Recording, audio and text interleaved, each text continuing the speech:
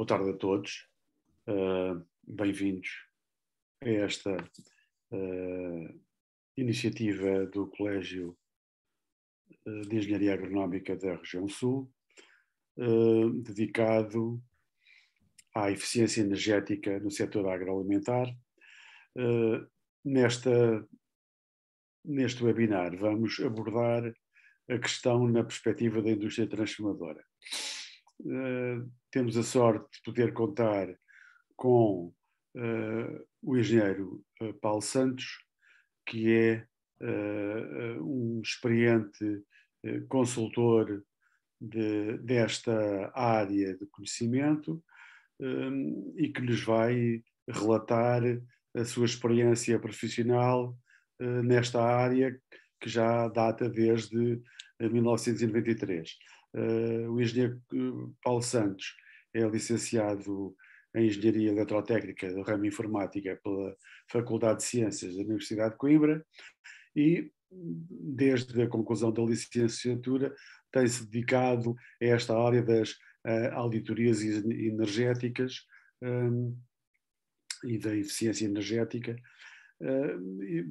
após o que constituiu uma empresa, a ContaWatt, que se dedica exatamente a prestar serviços de apoio técnico e consultoria nesta área a um grupo alargado de empresas, nas quais avultam algumas empresas agroindustriais. E é dessa sua experiência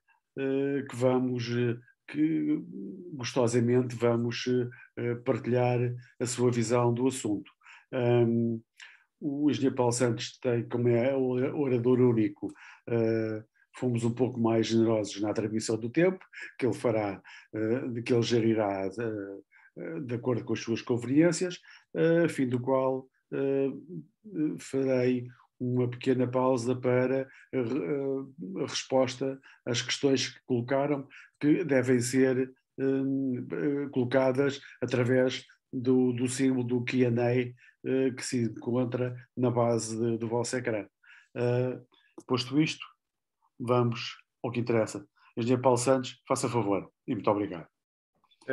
Boa tarde a todos. Gostaria, antes de mais, de agradecer este convite, esta oportunidade, em primeiro lugar ao Colégio de Engenharia Agronómica do Conselho Regional Sul e, em particular, ao engenheiro José Aguiar.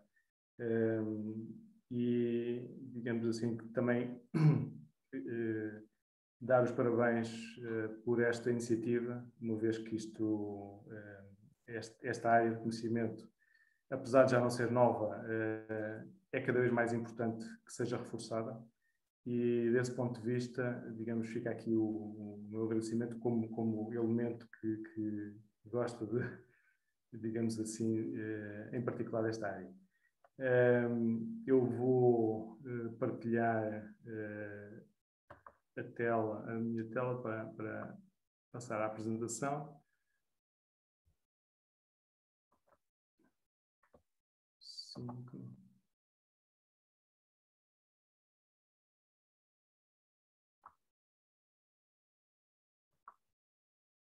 Não sei se ela está visível para todos. Está ok, eu estou a ver. Ok, pronto. Então vou avançar. Faz favor. Como referiu o engenheiro Aguiar, portanto, eu iniciei esta atividade no início dos anos 90 e com alguns colegas criámos peço desculpa, qualquer coisa aqui que não correu bem.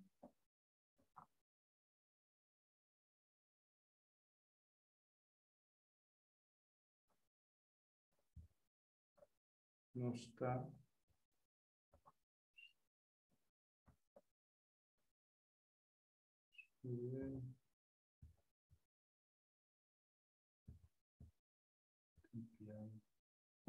Está aí para o lado errado.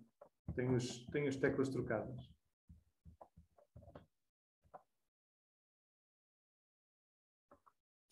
Estava no fim. É estranho.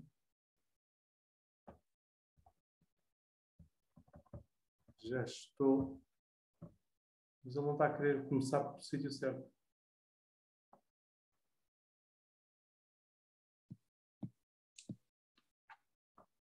Estou aqui com um problema com as teclas. Ok, já está. Já está no primeiro. Pois não, o problema é as teclas, ele não está a responder à tecla certa. Ora bem, deixa-me ver se há outra combinação de teclas. Ah, já está, ok. Já arranjei Muito aqui. bem, ok. Pronto. Pode seguir. Portanto, esta é mais ou menos a organização dos conteúdos. Portanto, vou fazer aqui uma pequena apresentação à atividade da ContaWatt, uma introdução ao tema, um ponto de situação relativamente a esta questão da eficiência energética e aqui um ponto 4 para quem queira, para quem se queira iniciar nesta área e de preocupação, digamos assim, nos tempos que correm. Aqui algumas dicas.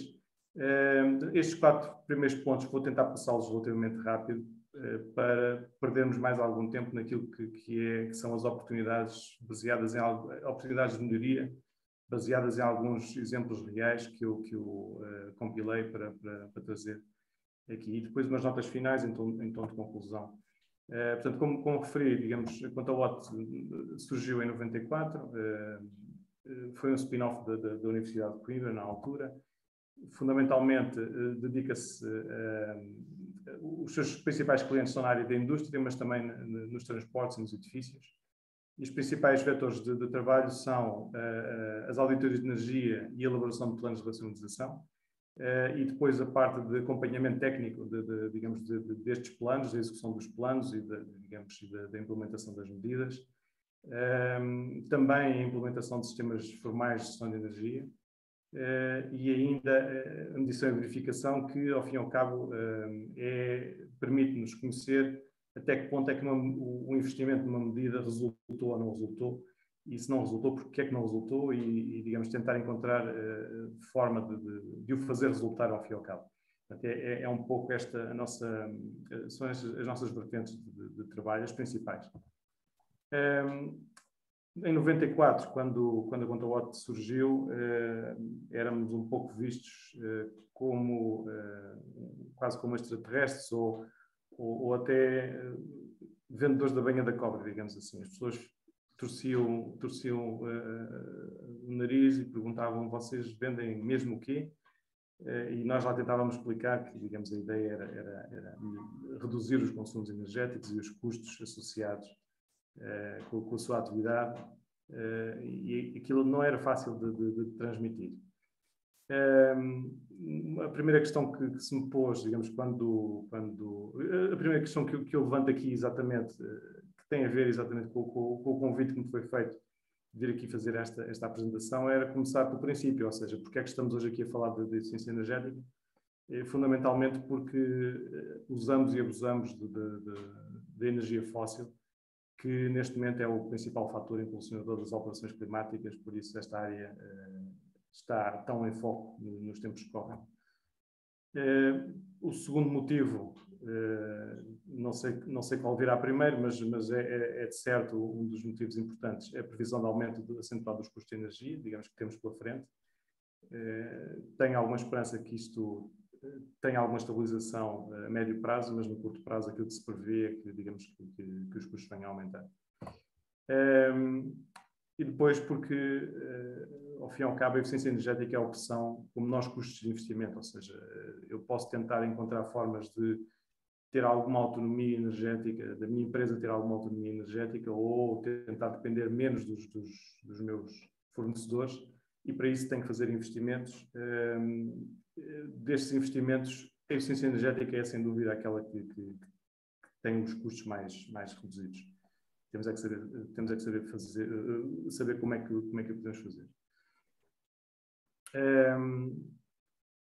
Portanto, fundamentalmente, a eficiência energética permite isto, ou seja, permite-nos reduzir o impacto da nossa atividade, reduzir os custos de exploração e evitarmos aquilo que acontece muitas vezes e que me dói muito na alma, que é ceder a alguns negócios milagrosos que vão aparecendo no mercado e que, infelizmente, vão tendo algum sucesso.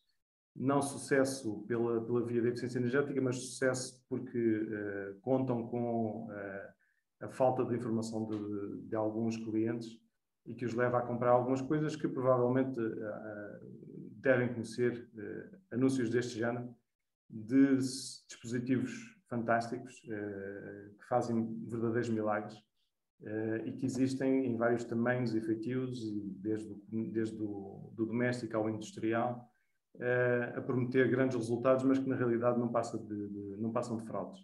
E isto resulta exatamente por isso, porque ainda há um grande desconhecimento sobre estas questões da eficiência energética e é fácil muitas vezes levar as pessoas a comprar gato por lebre. Passando aqui ao ponto de situação, digamos, e obviamente isto é também a minha visão pessoal.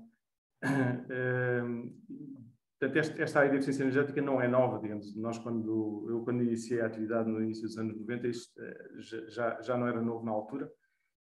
Já existiam, inclusivamente, regulamentos de eficiência energética plasmados na nossa legislação, especificamente para a indústria.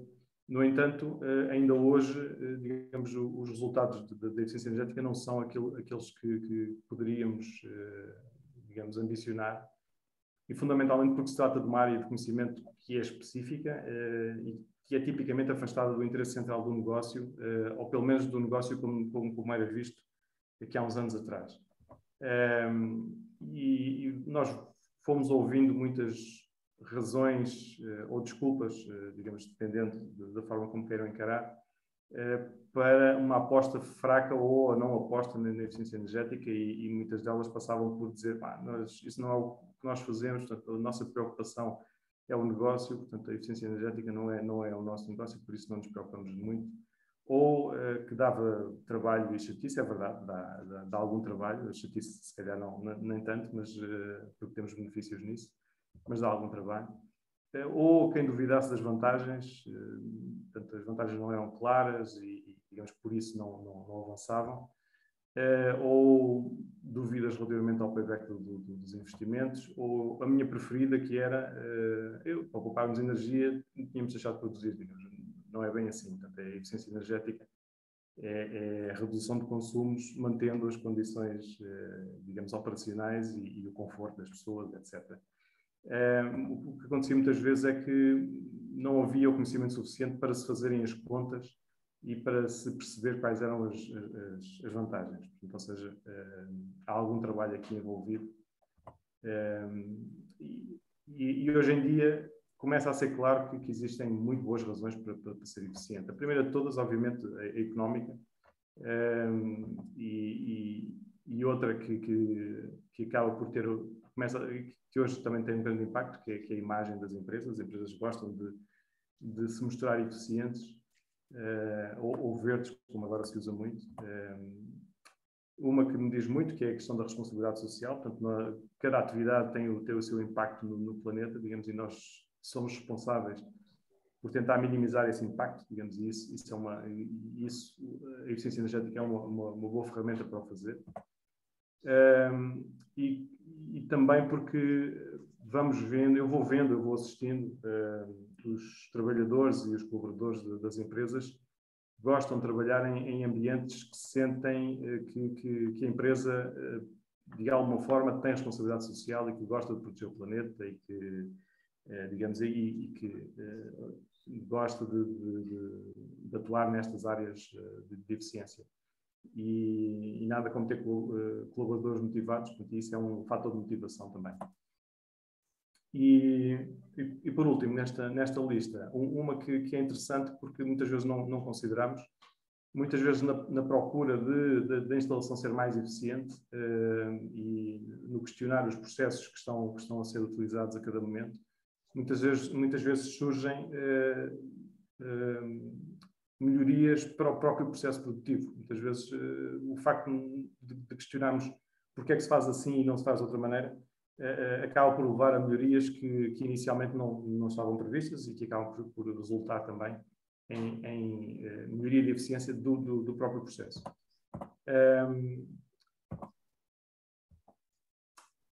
Onde é que nós vamos vendo, digamos assim, estas apostas na eficiência energética? Vamos vendo fundamentalmente a partir de ações voluntárias, tipicamente integradas em planos de melhoria alargados, uma remodelação de uma área produtiva ou coisa semelhante, em que nesse projeto de melhoria há uma aposta clara na eficiência energética, não só na compra dos equipamentos, mas também na forma como eles se organizam no processo. O segundo vetor é muitas vezes os apoios financeiros, ou seja, existem financiamentos para a melhoria da eficiência, para a aquisição de caldeiras ou de motores de alto rendimento ou compressores, etc. Portanto, e muitas vezes isso motiva estes investimentos em eficiência energética. O outro vetor é, obviamente, o legislativo. Já temos, Portugal, como não podia deixar de ser, somos muito, muito produtivos do ponto de vista da legislação e temos regulamentos para dar e vender, digamos, que eu resumo aqui em 3 pontos. O primeiro de todos, por ordem cronológica, para a indústria, em 1982, portanto, foi criado o primeiro regulamento de eficiência energética para a indústria, que era o RGCE, que em 2008 foi renovado, digamos assim, e neste momento se chama SGCE, Sistema de Gestão de Consumos Intensivos de Energia, do Decreto-Lei 71 de 2008, e que para mim é o que funciona melhor de todos. Porquê? Por estes motivos que aqui estão. Portanto, tem regras simples, é muito fácil de entender. Do lado da Direção-Geral de Energia, que é quem gera este processo, tem uma equipa experiente, digamos, que já está nisto há muitos anos e que sabe o que faz. Por outro lado, do lado dos consumidores, existem, digamos, são consumidores, empresas com conhecimentos técnicos, portanto, estamos a falar de indústria, onde o conhecimento de engenharia existe, o que torna fácil o diálogo relativamente a estas questões de engenharia, perdão. E depois porque tem uma cenoura muito importante, que é a isenção de impostos sobre o consumo de energia, ou seja, quem está abrangido por este regulamento beneficia de isenção em alguns impostos sobre o consumo de energia. Depois temos o regulamento dos transportes, nascido em 1990, com um formato muito parecido com o da indústria, originalmente, agora já não, porque não levou a necessária renovação. Portanto, neste momento é um regulamento antiquado e que está a precisar rapidamente de uma ajuda, de uma remodelação, digamos assim. Depois temos o dos edifícios, foi aquele que sofreu mais alterações ao longo do tempo, nasceu um pouco mais tarde, em 1990, depois teve algumas revisões, depois em 2006 e 2013, a última revisão com o SCE. Começou muito complexa, já está mais simples, mas continua ainda bastante complexa, tem custos muito elevados para os consumidores. Lida com consumidores menos conhecedores da engenharia, o que torna o diálogo mais complicado. E tem poucas cenouras, digamos assim. Portanto, a única cenoura será a melhoria da eficiência energética do edifício, mas não digamos, muitas vezes é pouca para motivar os consumidores. Depois, recentemente surgiu o Decreto-Lei 108A, que é mais um regulamento de eficiência energética, mas este por via de uma diretiva europeia que afeta fundamentalmente as não PMEs, mas que é de qualquer forma menos exigente que qualquer um dos outros que está acima, portanto não vou abordá-lo, não vou perder muito tempo com ele. Para quem a maior parte das empresas já tem processos internos, porque obviamente a energia tem custos e existem alguns processos de controle desses custos ou de controle de energia, mas também envolvendo muitas empresas onde isso não existe, digamos, e para quem quer começar é importante perceber que há um potencial muito grande e que a gestão de energia deve passar a fazer parte da atividade económica, tal como outras áreas que neste momento já são centrais. A gestão, a qualidade, a segurança, a informática. A gestão de energia deve passar a fazer parte também da gestão corrente das empresas. Isto, digamos, começar pelo princípio, ou seja, é partir do princípio que a energia não é um custo fixo, que nós recebemos a fatura ao fim do mês e nos queixamos, digamos, é uma coisa que pode ser gerida, digamos, e desse ponto de vista há algo que nós podemos fazer para intervir nesse custo que não é fixo, é variável, e já vamos ver um pouco mais sobre isso. É importante conhecer bem a instalação, é importante ter uma estratégia. Foi uma das coisas que eu fixei num dos meus professores há muitos anos. Ele dizia sempre: é muito importante ter um plano, sempre ter um plano. Muitas vezes eles não se concretizam, mas ter um plano é sempre uma coisa importante. Aqui é a mesma coisa. Nós temos que ter uma estratégia para a gestão de energia. E depois, esse plano, obviamente, nós, à medida que vamos aprendendo, temos que o reformar, não é? Portanto, os planos duram o tempo que nós acharmos até encontrarmos melhorias nesse processo. E esta questão da eficiência energética deve envolver o maior número de pessoas possível. Embora no início, para quem está a começar, talvez seja tentado a condicionar estes processos a um conjunto de pessoas limitado, estes processos devem alargar-se a toda a instalação e a todos os intervenientes, porque todas as pessoas mexem em coisas que gastam energia, digamos, e isso acaba por ter impacto, e as pessoas não se importam e até gostam de ser envolvidas neste tipo de ações. Portanto, eu diria que, se quisermos começar a coisa de uma forma um pouco mais integrada, o ideal será começar pela criação de um sistema formal de gestão de energia. E, fundamentalmente, para uma coisa destas, o sucesso está no envolvimento da gestão de topo da empresa. Aquilo que eu vou vendo no dia a dia é que, quando a gestão de topo está envolvida nestes processos, eles avançam, e avançam de forma clara e consistente. Quando depende apenas dos técnicos e da sua vontade, as coisas barram com muitos obstáculos e dificilmente avançam ao ritmo que era desejável. Portanto, é importante ter alguém que faça a gestão do processo, digamos, e esse alguém tem que ser um elemento capaz, tem que ter sensibilidade para o caso. Não precisa de ser, ajuda se for engenheiro, mas não precisa de ter muitos conhecimentos profundos na área da engenharia. Tem que ter a motivação certa. E deve envolver, inicialmente, pessoas de todos os departamentos, e no futuro alargar a todas as pessoas da empresa. Quando não existe o conhecimento interno, obviamente recorrer a apoio externo, digamos, isso é normal, e às vezes ajuda a acelerar os processos. E um ponto de partida para se fazer digamos assim, um ponto de situação, como é que a empresa está do ponto de vista energético, a auditoria de energia pode dar uma ajuda importante neste processo. O que é isto da auditoria energética? Não é mais do que... Isto é uma designação, isto é uma definição by the book, digamos assim, a definição da ISO 50002, 2014, que basicamente a auditoria é uma análise sistemática daquilo que são os consumos de energia, com o objetivo de identificar oportunidades de melhoria do rendimento energético. Como diz um amigo meu que é médico, diz: isso é uma radiografia à instalação. Exatamente, é isso mesmo. E eu gosto de especificar os 3 principais objetivos da auditoria quando as vou fazer. A primeira é exatamente conhecer onde é que se gasta energia na instalação, onde é que estão os principais consumidores, por setor, por serviço auxiliar importante, às vezes por equipamentos importantes. Isso é importante conhecer-se.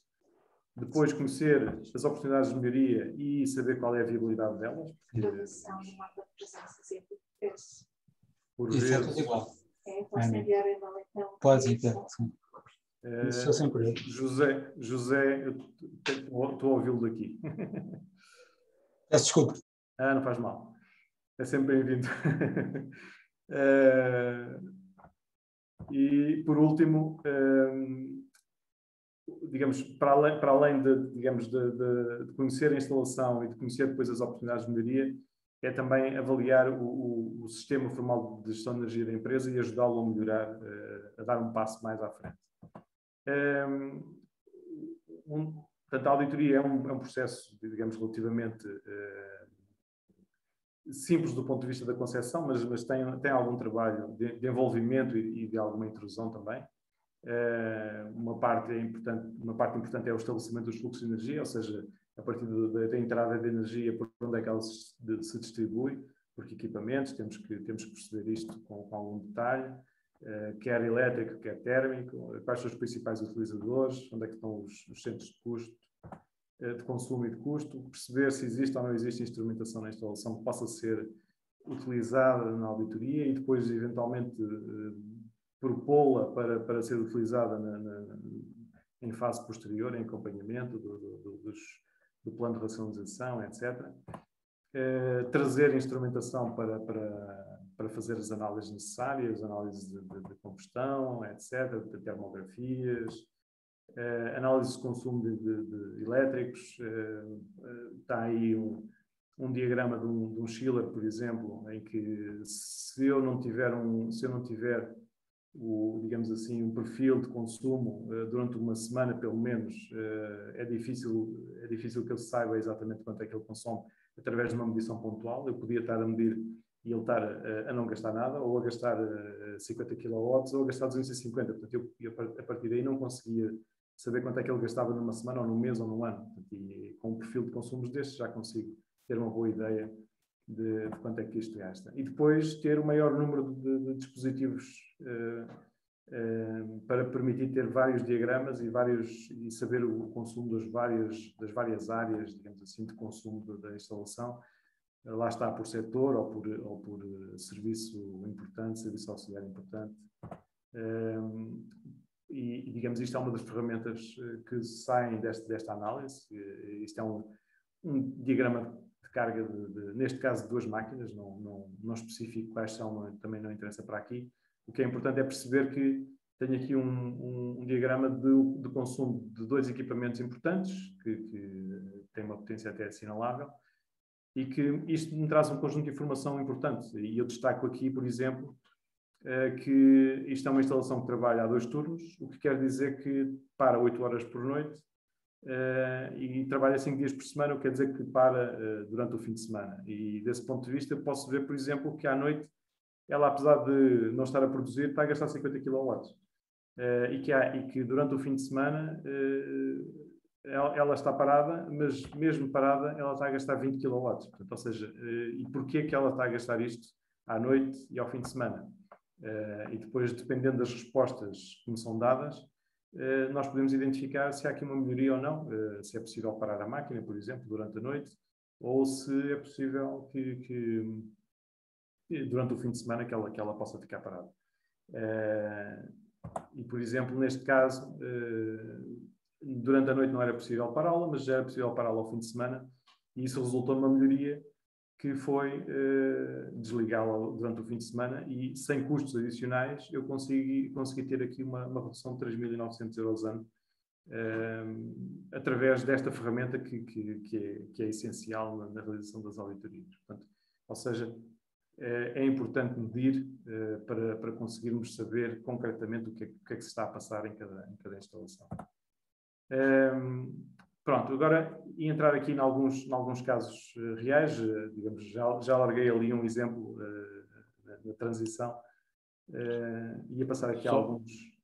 Hoje, Paulo Santos, só para a sua orientação, está com praticamente metade do tempo. Metade do tempo, ok.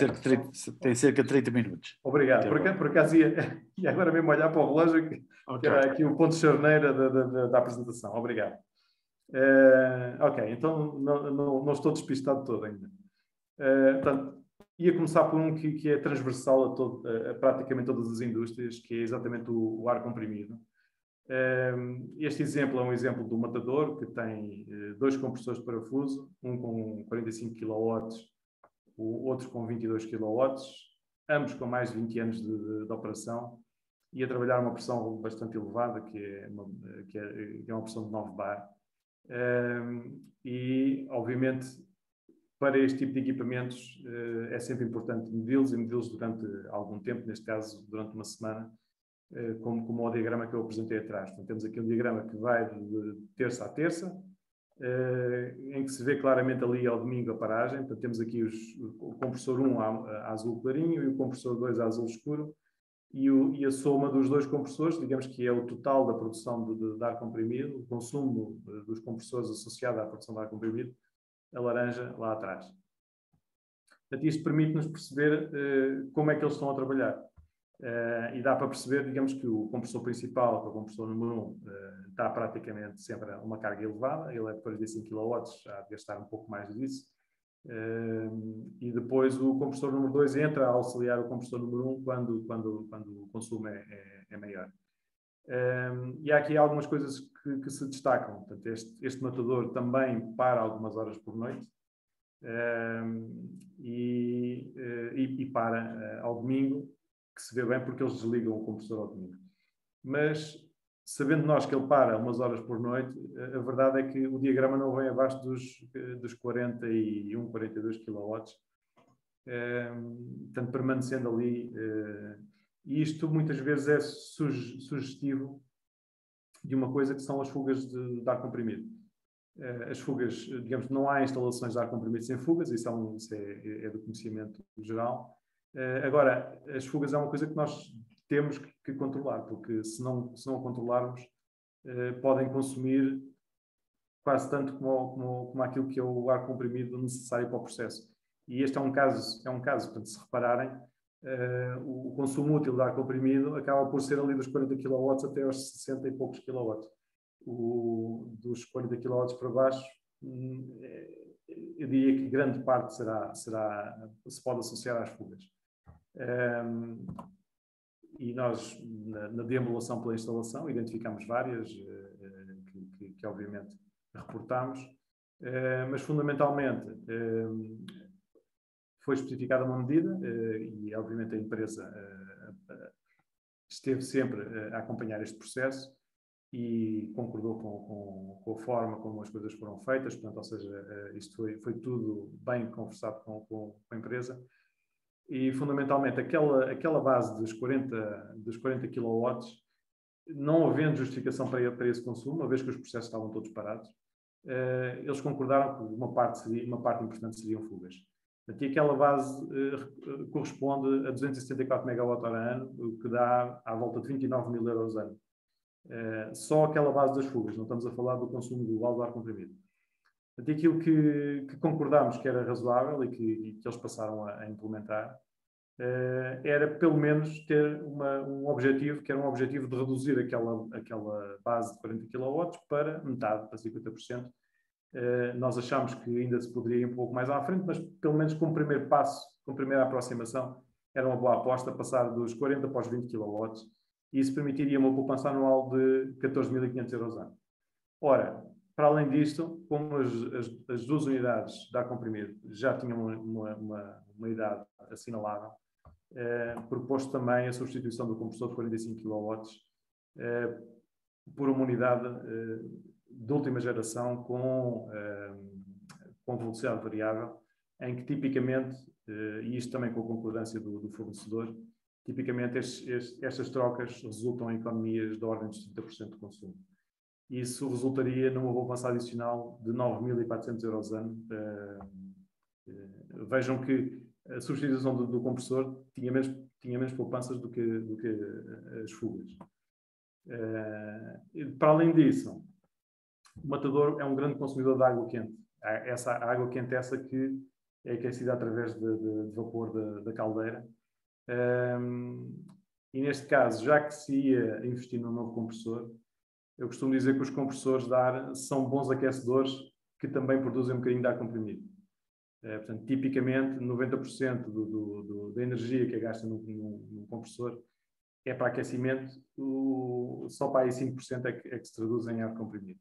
E desses 90%, à volta de 70% pode ser convertido em calor útil, ou seja, eu posso recuperar 70% dos 45 kW, que é a potência do compressor, para produzir água, para produzir calor, que neste caso a melhor utilidade que conseguimos dar era produzir água quente, ou seja, instalando um módulo de recuperação no compressor, eu consigo, metendo água a 20 graus, tirar lá a 90 graus, e neste caso para o compressor que estava especificado, que era um compressor de 55 kW, ir buscar 600 litros hora de água a 90 graus.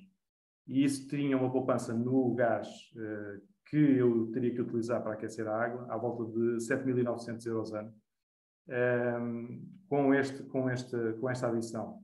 Portanto, e assim foi, portanto, houve esta aposta da empresa e resumimos aqui as economias, portanto, ou seja, através da redução das fugas, tínhamos aqui 14.500 euros de poupança, a substituição do compressor por uma unidade mais moderna com velocidade variável, 9.400 euros ano, e a recuperação de calor para aquecimento de água, economia de gás natural das caldeiras, portanto tínhamos aqui uma poupança de 7.900 euros ano, num total de 31.800 euros ano.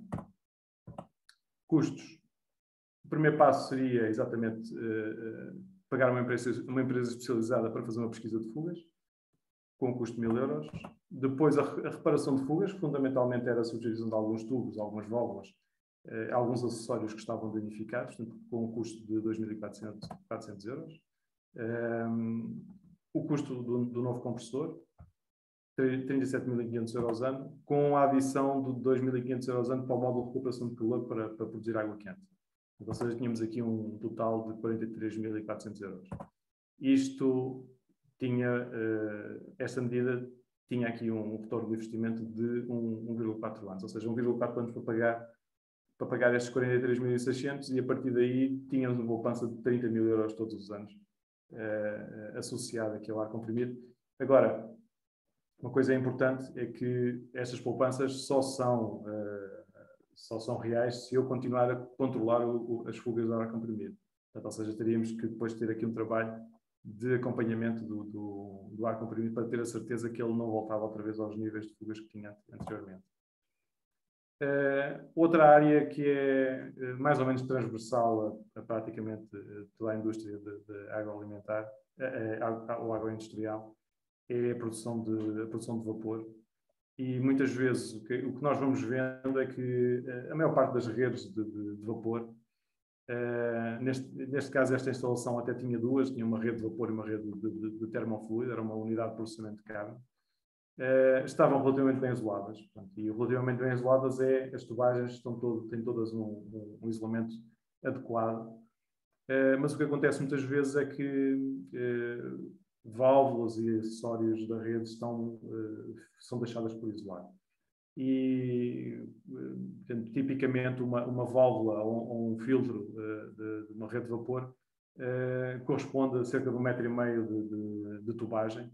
E se não se deixa 1,5 metro de tubagem por isolado, também não se deve deixar, digamos, estes acessórios por isolar. Portanto, estamos a falar de equipamentos que trabalham a temperaturas bastante elevadas. No caso da rede de vapor, neste caso concreto, tínhamos uma rede de vapor que estava a trabalhar ali em volta dos 150 graus e uma rede termofluido em volta dos 230, 240 graus.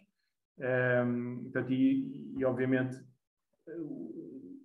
na procura de uma melhor eficiência energética, do passo à frente da eficiência energética, temos que nos passar a preocupar com estes pequenos acessórios que acabam por libertar muita energia e constituir, ao fim e ao cabo, um desperdício.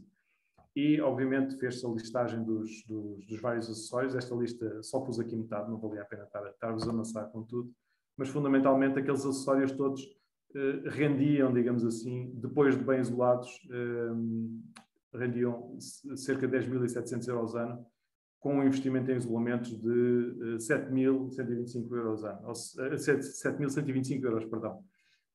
Ou seja, o retorno do investimento era inferior a um ano. Portanto, ou seja, isto são medidas que se pagam rapidamente e que, se repararem, digamos, têm um impacto ainda importante nos custos. Portanto, é importante fazer-se as contas, é importante medir-se e fazermos as contas para chegarmos a estes valores, porque perante estas contas é difícil dizer que não vale a pena apostar. Da mesma forma, quando temos uma caldeira de vapor, muitas vezes não se pensa nisso, e em instalações com muitas horas de funcionamento é importante dar-se o passo seguinte, que é a instalação do economizador, que traz sempre benefícios acrescidos. O economizador não é mais do que um sistema de aproveitamento da temperatura dos gases que saem pela chaminé, ainda a valores elevados, aproveitar esse calor para pré-aquecer a água que depois vai entrar na caldeira. Portanto, a água de entrada na caldeira, digamos, uma parte serão condensados, outra parte será água nova de reposição, o que quer dizer que ela virá ali uma temperatura intermédia que poderá variar de 50 a 90 graus, mas que eu posso elevar um pouco mais a temperatura e com esta melhoria consigo ter rendimentos 4 a 5 ou às vezes até mais por cento de melhoria na caldeira. E desse ponto de vista, ir buscar poupanças importantes, que neste caso concreto que eu aqui apresento, tinha uma poupança de 10 mil euros ano, na poupança de gás. O economizador, neste caso, era um economizador relativamente dispendioso, digamos que tínhamos aqui 24 mil euros. Mesmo assim, o retorno deste investimento era de 2,4 anos. Este foi talvez um dos economizadores mais caros que nós encontramos nestes investimentos, mas também trouxe aqui de propósito para se perceber que, tipicamente, estes investimentos têm um retorno que ainda assim é bastante aceitável. Outros equipamentos que muitas vezes existem neste tipo de indústrias, isto é o caso de uma unidade de indústria alimentar com uma torre de arrefecimento com 3 componentes. A torre de arrefecimento propriamente dita, com o ventilador, e depois 2 bombagens, porque por causa da segurança alimentar eles precisavam ter um circuito de água da torre fechado e depois ter um segundo circuito com uma bomba de secundário, que esse aí envia água tratada para o processo, e o que obriga a uma segunda bombagem. E quando nós, durante a auditoria, os valores que nós medimos em 2013, para o ventilador de 5,5 kW estava a gastar 6,3, ou seja, estava a gastar um pouco, já andei uma para a frente. Uma bomba de primário com 9,2 kW que estava a gastar 9,3 kW e a bomba do secundário que já tinha um variador de velocidade, portanto era uma bomba de secundário que tinha de 15 kW que já tinha um variador de velocidade, que estava a gastar 5,3 para uma velocidade correspondente a uma frequência de 38 Hz. A proposta digamos, o que foi medido na altura foi uma coisa deste género, ou seja, o conjunto da bomba, da torre, mais as 2 bombas, tinha aqui um consumo de 21 kW, a unidade trabalhava um turno e meio, 5 dias por semana, o que dava um consumo de 59.400 kWh ano. Aquilo que foi proposto era, à semelhança do que tinha a bomba do secundário, colocar também variadores no ventilador e na bomba do primário. E dessa forma conseguiu-se a redução que está aí visível, digamos, o diagrama mais recente, já de 2021. Eles implementaram esta medida mais cedo, mas nós só conseguimos medir agora há pouco tempo. Vê-se bem a diferença. Portanto, ele passou dos 20 kW para 11, 12 kW, sensivelmente. Portanto, e os valores estão aí resumidos. Temos aqui em 2013 os valores que foram medidos, que já tinham sido vistos antes, e em 2021, digamos, o ventilador de torre passou de 6,3 para 3,4, a bomba do primário de 9,3 para 3,7, esta não variou um bocadinho, mas não variou muito mais. Digamos, e a potência global passou de 20 para 11 kW. Digamos, e isso, mesmo com o aumento da elaboração de um turno e meio para 2 turnos, a instalação ainda, mesmo assim, conseguiu passar a gastar menos. Digamos, reduziu 19% na potência, reduziu 45% na potência e 19% no consumo, porque, lá está, o número de horas de funcionamento aumentou em 2021. Portanto, isto é um exemplo só para se perceber que temos que preparar bem as coisas, fazer bem as contitas e depois colher os frutos. Em termos de valores poupança, digamos, conseguiu-se alcançar aqui 1.340 euros ano, para um investimento de 2.400, portanto, ou seja, num ano e meio, esta medida ficou paga. Deixa-me lá ver como é que está o meu tempo. Tenho mais um bocadinho. Depois, para além de eficiência energética, queria só referir aqui uma questão importante que tem a ver com o tarifário. Muitas vezes não se liga muito às questões tarifárias, mas às vezes há benefícios que saem do aproveitamento e da leitura que nós fazemos das nossas faturas. E o exemplo que eu trago aqui é um bocado ilustrativo dessa situação. Isto é uma instalação que tinha 3 chillers que estão aí a cores diferentes. Esse gráfico é um pouco confuso, não interessa muito percebê-lo, mas só para perceber que foram medidos os 3 chillers de forma independente, para se perceber como é que eles se coordenavam e como é que estava a ser feita a gestão. Somando os diagramas dos 3 chillers, ou seja, temos aqui o resultado da soma, e isso dá-nos o perfil de consumo da produção de frio da instalação. E se repararem uma particularidade, esta instalação, ali entre as 9 e o meio-dia, tem consumo zero. E isto porquê? Porque esta instalação tinha um banco de gelo para tirar partido do tarifário. Ou seja, eles carregavam o banco de gelo durante a noite e depois, durante o dia, utilizavam a água fria que vinha do banco de gelo, desligando, digamos assim, os chillers para não trabalharem às horas de ponta. E porquê é que o faziam?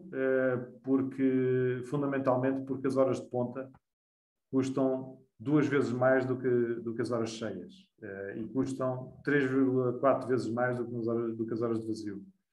E a conta é fácil de fazer, portanto, isto obviamente varia uns cêntimos de instalação para instalação, mas olhando aqui para um exemplo de uma fatura, no caso das horas cheias, neste caso é aqui a tarifa P2, se nós somarmos os custos associados às horas cheias, quer da parte variável da fatura, quer da parte das redes, somamos as duas. No caso das horas de ponta, também somamos as duas, mas no caso das horas de ponta não basta somar estas duas. Temos que somar, peço desculpa, temos que somar o terceiro elemento, não sei se veem aqui do lado direito, que é a potência de horas de ponta. Também tem um custo esse que é específico das horas de ponta, ou seja, é uma tarifa que é cobrada apenas nas horas de ponta. É uma terceira taxa sobre as horas de ponta. E somando essas 3 taxas, mais dividindo-as depois ou seja, dividindo depois pelos kWh correspondentes, temos aqui nas horas de ponta 18 cêntimos, enquanto nas horas cheias temos 9, ou seja, as horas de ponta é 2 vezes mais cara do que as horas cheias. Tipicamente é 2 vezes mais cara que as horas cheias. Obviamente é importante fazer as contas para cada instalação, mas o normal é isto. E é 3,4 vezes mais cara do que as horas de vazio. Ora, isso quer dizer o quê? Quer dizer que eles aqui estão a fazer um aproveitamento tirando, digamos assim, o máximo do consumo das horas de ponta do diagrama, carregando à noite, para depois poderem não utilizar a energia da rede durante o dia. Durante o dia não, durante as horas de ponta. E eles faziam isso, lá está, aqui temos as bombas do banco de gelo. O que é que as bombas faziam? Eram 2 bombas. Das 9 ao meio-dia, as bombas descarregavam o banco de gelo para o sistema de arrefecimento. E depois, ao meio-dia, desligavam uma das bombas, ficava só uma bomba a gastar o resto do banco de gelo. O que é que nós identificámos? É que eles só estavam a usar as horas de ponta da manhã. E no inverno, há 2 horas de ponta. Há 1 hora de ponta de manhã e 1 hora de ponta ao fim do dia, que eles não estavam a aproveitar. E alterando ali uns parâmetros na gestão técnica, eles conseguiam aproveitar aquele bocadinho que estavam a utilizar a seguir ao meio-dia, passá-lo para o final da tarde e aproveitá-lo no final da tarde. E dessa forma conseguiam cortar ainda um bocado da hora de ponta da parte da tarde e sem nenhum custo conseguiam poupar 3.000 euros por ano com esta pequena alteração. Ou seja, isto é possível como? É possível, obviamente, olhando para o que é que existe, para o que é que está na instalação e depois tentando encontrar formas de melhorar e tentar reduzir. Neste caso concreto, não há uma medida de eficiência energética, há uma medida de tirar partido do tarifário. O tarifário é feito exatamente para motivar as instalações a consumirem mais afastadas das horas de ponta possível, digamos, e foi isso que se conseguiu. Agora, finalmente, o último benefício que eu vos queria falar, aqui no caso do regulamento para a indústria, e estamos a falar da indústria agroindustrial, provavelmente alguns que me estão a ouvir devem conhecer bem este regulamento.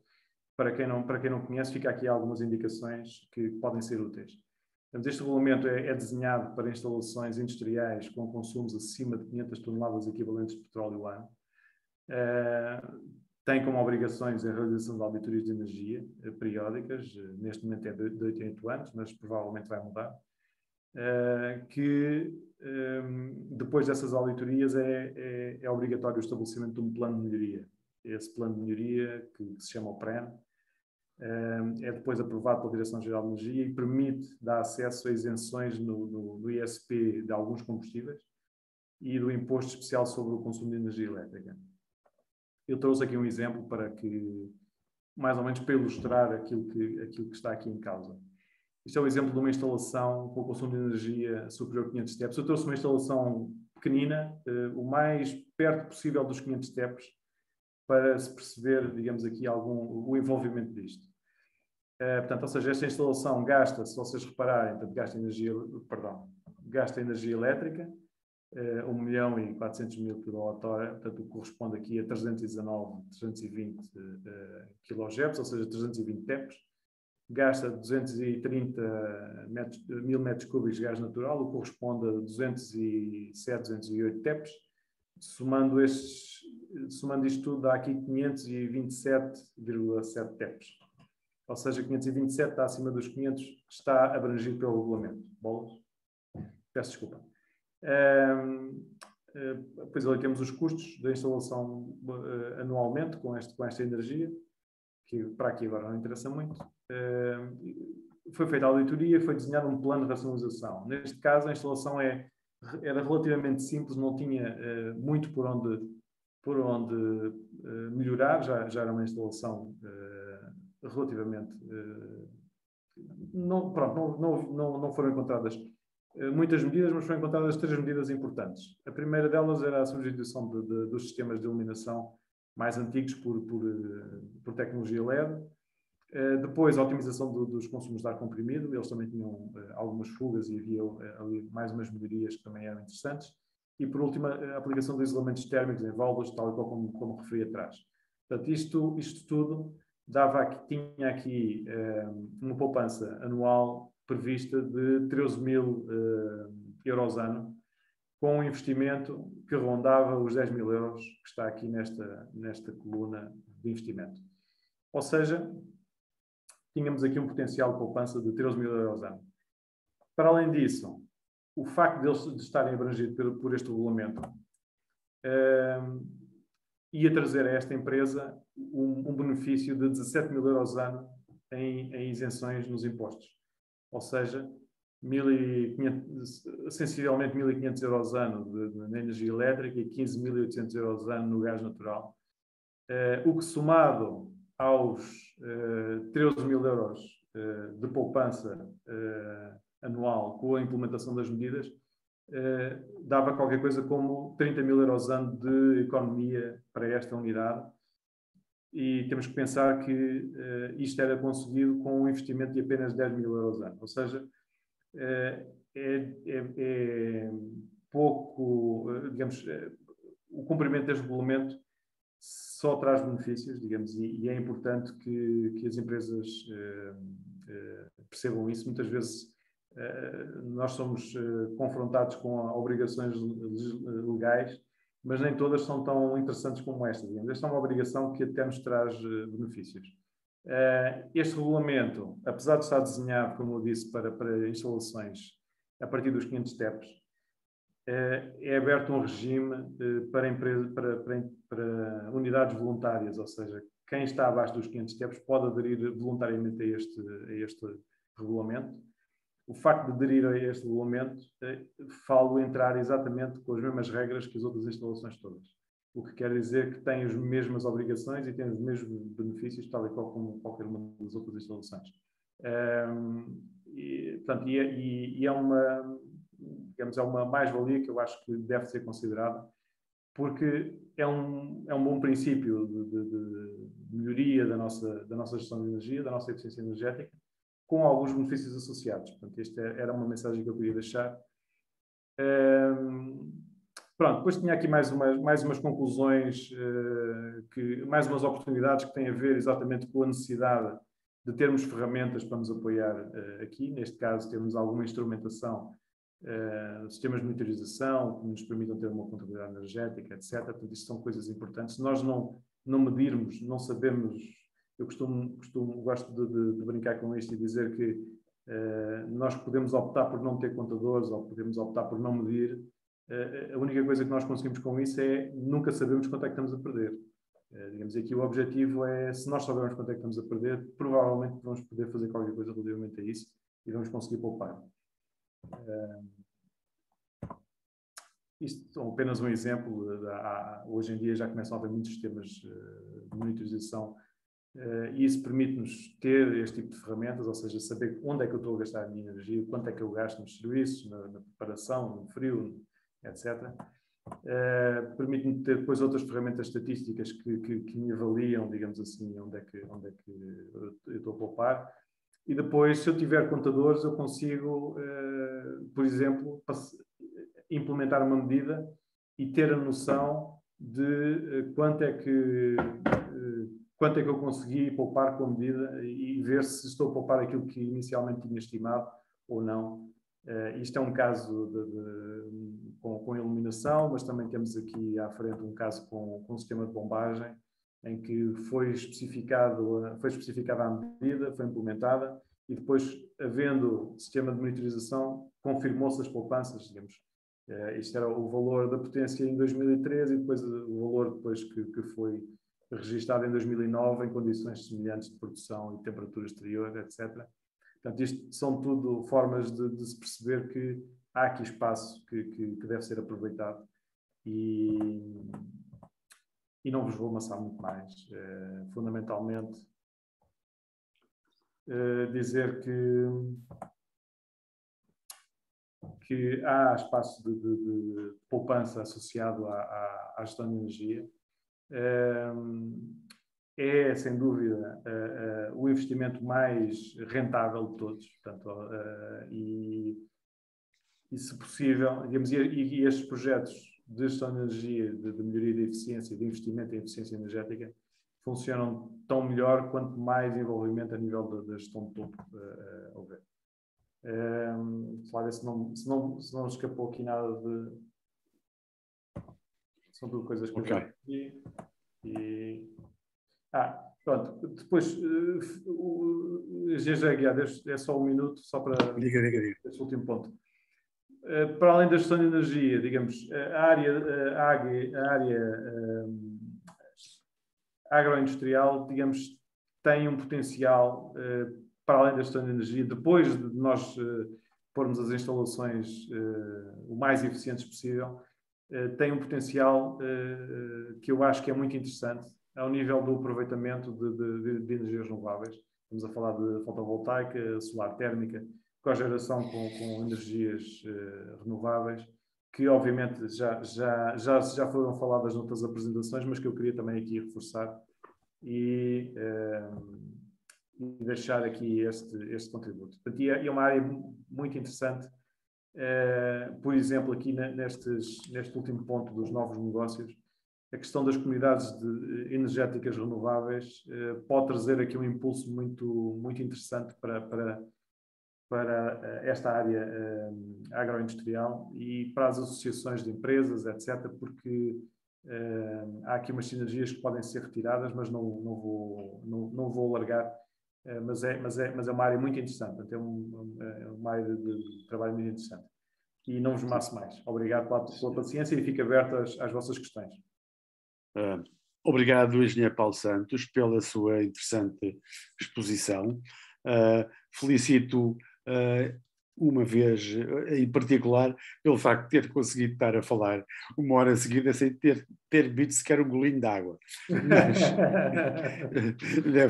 deve ser prática. Bom, infelizmente, é um assunto de veras interessante e muito atual, nomeadamente numa altura em que a sociedade, de uma maneira geral, e as indústrias, de um modo particular, estão confrontadas com este absurdo dos custos da energia atual. Como disse já em anteriores ocasiões, abordamos alguns aspectos sobre a eficiência em anteriores webinars sobre esta temática, de como, até com exemplos concretos, de como conseguir ultrapassar estes constrangimentos do custo energético, mas foi de facto muito interessante e muito comentada a sua exposição. Salvo erro, tem aqui uma questão para responder. Não, tem 3 questões para responder. Está a ver? Sim, estou a ver. Pronto. Então, se quiser, faça o favor. Pronto. A primeira, nestes 3.900 euros, considerou os gastos de arrancar de novo a máquina.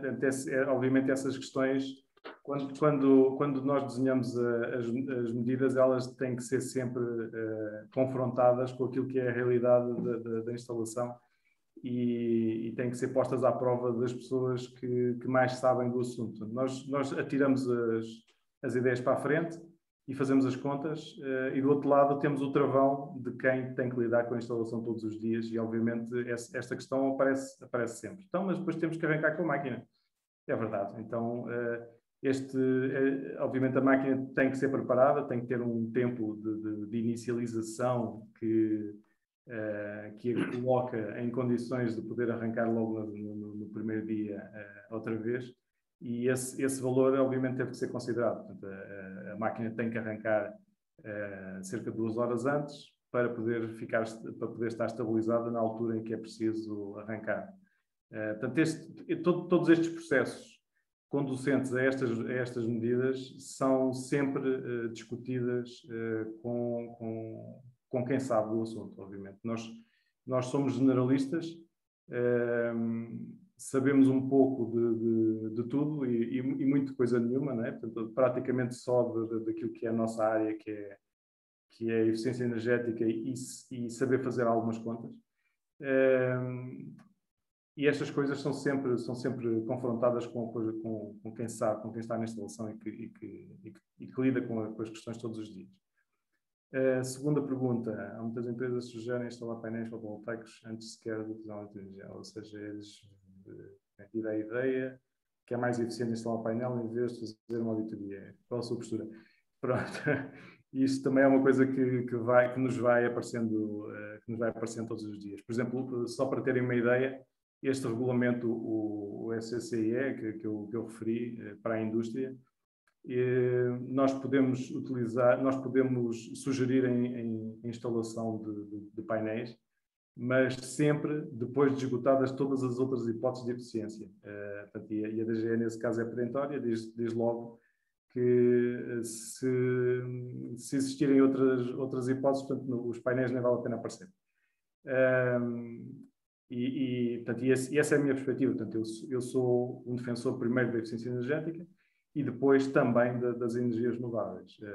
Eu acho que elas são uma coisa que nós precisamos hoje em dia. Portanto, nós só com a eficiência energética não vamos lá. A eficiência energética é importante para gastarmos o mínimo possível, para termos o menor impacto possível, mas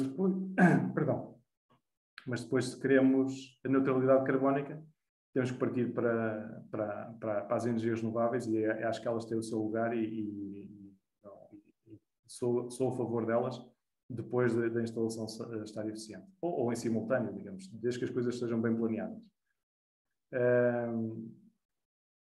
Depois temos aqui José Sousa, pessoalmente discordo, pois sou adepto de se medir primeiro e ver as alternativas. É o mesmo.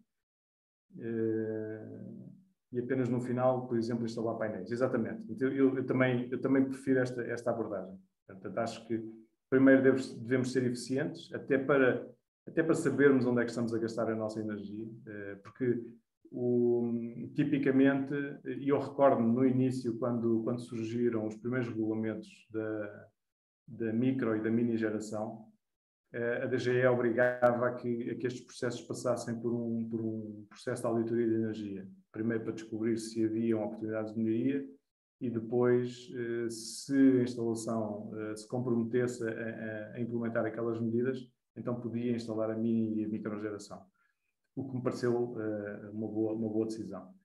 E fizemos algumas auditorias na altura e lembro-me que num dos casos era uma empresa que fazia máquinas para a agricultura, digamos, tratores e alfaias, etc. E uma das conclusões a que nós chegámos é que as fugas de ar comprimido que a empresa tinha quase que eram quase metade daquilo que os painéis solares iam produzir. E recordo-me perfeitamente do responsável pela unidade ter comentado isso e ter dito: olha, bonito serviço, estou eu aqui a gastar dinheiro em painéis que me vão levar 6 anos a pagar, quando, tapando aqui umas fugas de ar comprimido que se pagam em menos de um ano, tinha uma poupança que era para aí de metade do valor da produção dos painéis.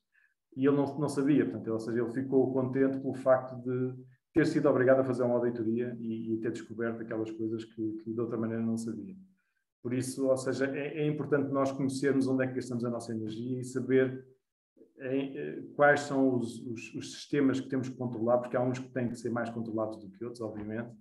Por exemplo, eu costumo sempre referir uma máquina que eu uso. Quando uso, ligo-a, quando deixo de usar, desligo-a. Portanto, esse tipo de equipamentos tipicamente não causam grandes problemas. Problemas causam equipamentos que muitas vezes estão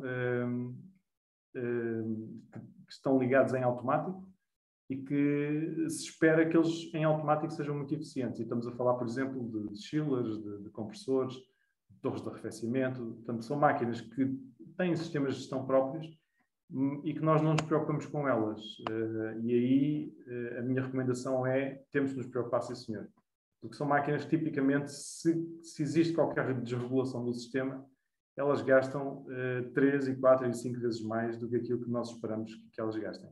E a única forma disso não acontecer é controlá-las, ou com contadores, ou com qualquer forma de controle que nos permita ter a noção do que é que elas estão a gastar. Ora, ok. Há uma linha de crédito para as empresas com taxas de juros ativas para financiamento destas medidas. Ora bem, linhas de crédito para apoio a estas medidas de eficiência energética. Se for, muitas vezes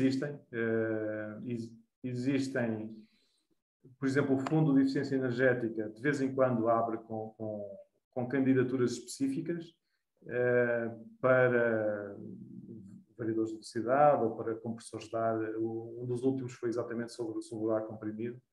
Portanto, é uma questão de estar atento, porque este Fundo de Eficiência Energética é pago com as taxas digamos, de quem está no SGCIE e não tem muito dinheiro. Portanto, às vezes juntam um bocadinho de dinheiro e depois lançam assim um programa de financiamento.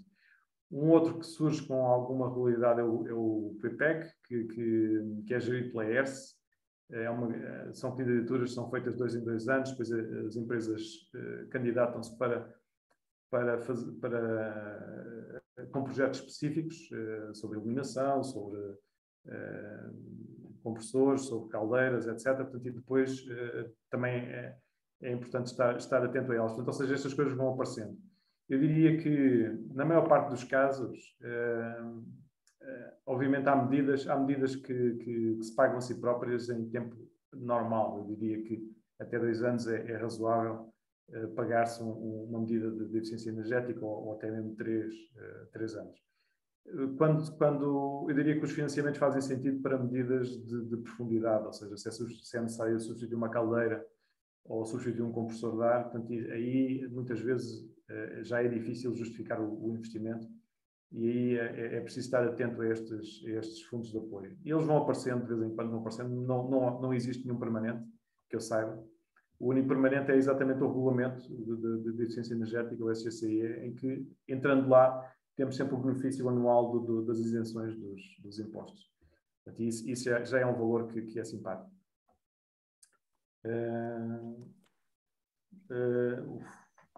Pois, exatamente. Agora há um fundo ambiental, mas é para domésticos. Eu próprio estive tentado a concorrer, ainda não tive tempo ainda. Pronto, das questões que foram colocadas, parece que está tudo. Muito bem. Ok. Quer acrescentar mais alguma coisa?